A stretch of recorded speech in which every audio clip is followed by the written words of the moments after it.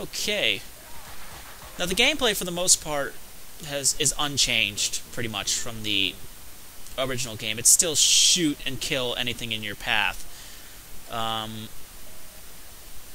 But the main difference why this gameplay seems a little different is because not only does Max handle a little bit different, but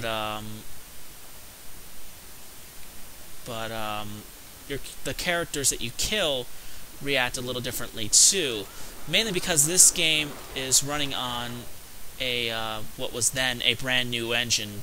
Max Payne was literally the guinea pig for the Havoc 2 engine, which is why these character models, react a little differently, they die a little differently. And I never was a fan of the Havoc 2 engine. Everyone was. I never understood why. I always thought the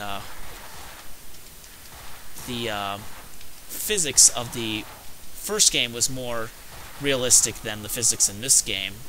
But I guess everyone liked it because they were so over the top. The character models, they fly backwards when you kill them, and so it is slightly entertaining. But I never found the physics as good as the first game.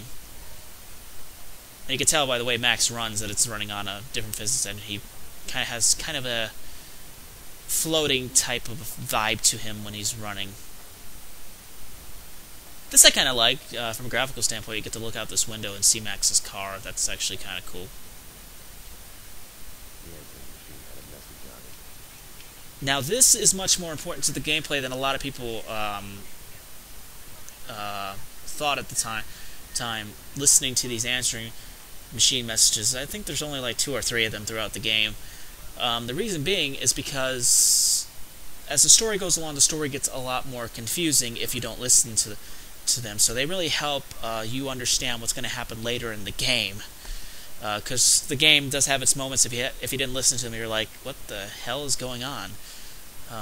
So it actually was a nice little addition that they made, and it was nice because it gave the game a very detective feel to it, in a way. So that was actually pretty cool. Okay, let's move on here. Play for a little while longer, and then we'll end it soon. End this soon.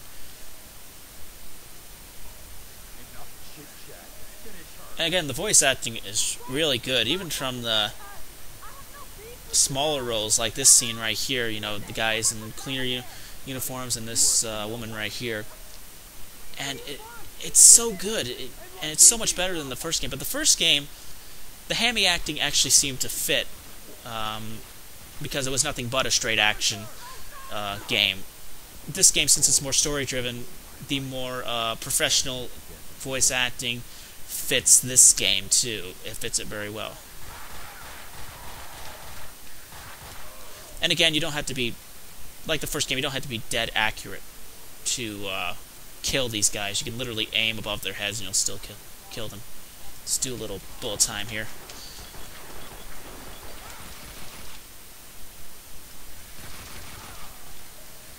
Where is he?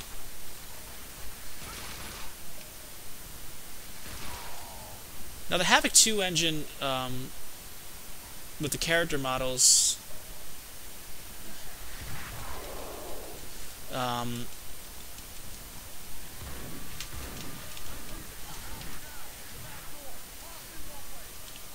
Havoc 2 engine did make these character models slightly easier to defeat than the first game. This is kind of a technical flaw. Mainly because the character models do react differently. They react much more realistically in a way. They are easier to kill. It doesn't take as many bullets to kill them. Now, Mona Sachs was introduced in the first game. She was only in 2 scenes. She was in the end of the first act and near the end of the 3rd act. But fans loved her for some reason. That was Remedy's motivation to really bring her back as a main character. And interestingly enough, you actually get to play as her later in the game.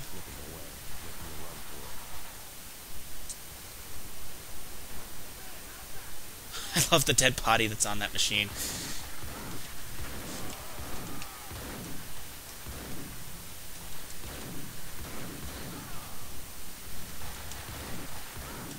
Now, one big difference here with your enemies than in the first game is that they do move a lot more.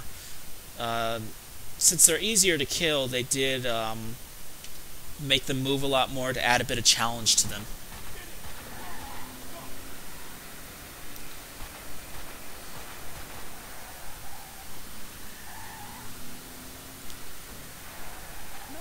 Because the game has a more film-like vibe to it, more film noir, dramatic story to it, they add a lot more characters, like Winterson, who's being introduced now. She plays a role later in the game. She actually turns out to, since we're not playing this game all the way through, she actually turns out to be the girlfriend of Vladimir Lem, who ends up being the main villain of the game.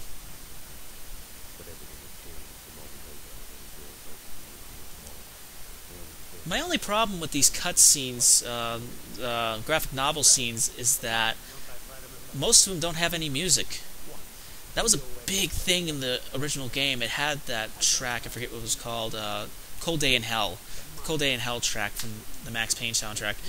They had that playing in the background throughout all the cutscenes. This game doesn't have music throughout a majority of them, and I miss that element. For some reason, it makes it...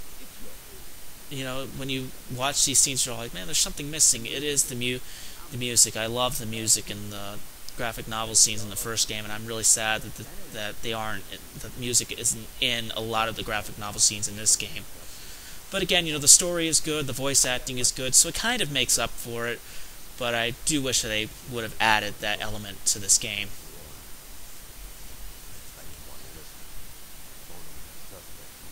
And what really makes these graphic novels really great is that a lot of the actors are redrawn, their appearances are changed for these graphic novels. Like Mona Sachs, the actress who plays Mona Sachs, they actually do alter her appearance to make her, you know, more beautiful. And the actress who plays her is beautiful, well, but they made her even more beautiful for the game. So yeah, a lot of credit to the designers for that. This is my favorite loading screen. I think this is the God Needy character. The way he's holding his hand, the look on his face, is actually really cool. And I never noticed that Max Payne in the background, in the shadow. I never noticed that before.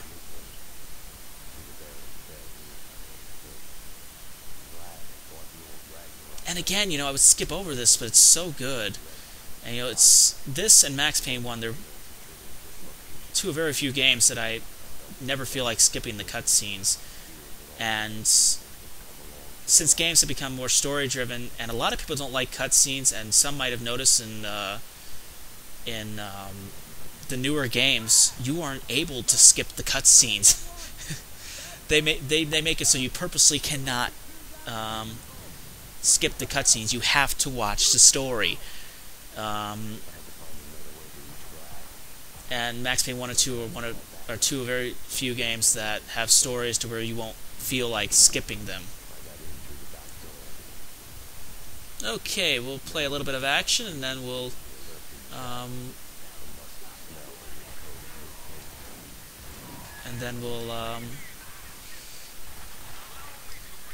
end this little look back. I love the voice of Vladimir Lem. He's hilarious.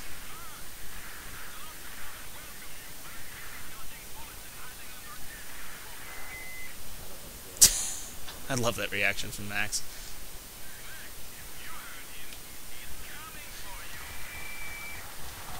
There we go.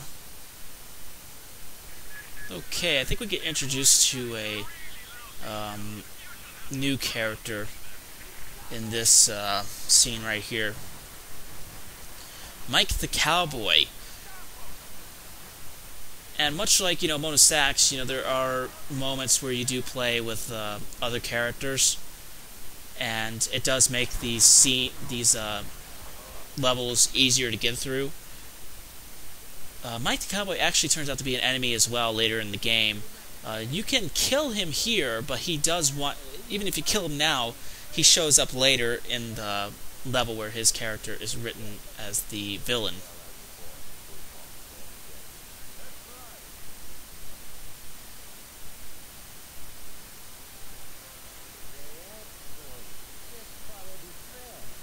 This is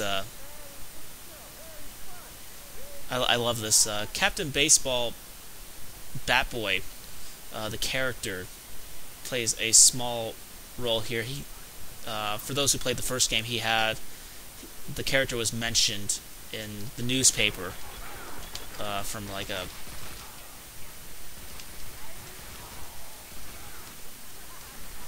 Oh, damn it! I screwed up there. I didn't mean to shoot him, but since he was shooting at me, I decided to shoot at him. Oh well. I keep forgetting there's a quick save to this game. Keep forgetting that right there. Oh well. But yeah, we might as well end this look back here.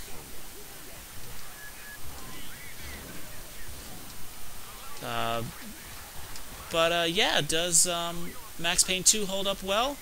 And you know what? It actually does. It does hold up very well, but in my opinion, it doesn't hold up as well as the first game. And what I mean by that is that the first game just has like this timeless look to it. You know, it's just one of those games that, you know what, it doesn't matter how old it gets, you always love playing it. Max Payne 2 doesn't have that feeling. It's still a great game, but I don't think, while it does hold up well, I don't think it holds up as well as Max Payne 1. So yeah, that's Max Payne 2. And for Max Payne 3, like I mentioned in my original Max Payne 2 review, Remedy takes no part in Max Payne 3. They left it to Rockstar to handle that game, and Sam Lake did not return to write the story.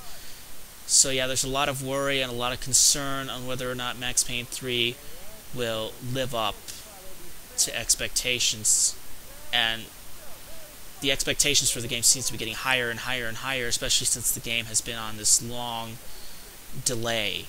And since it's finally set to release, I'm really hoping that the game does turn out well, and I have faith in Rockstar that it will turn out well. So yeah, we can pray, hope that Max Payne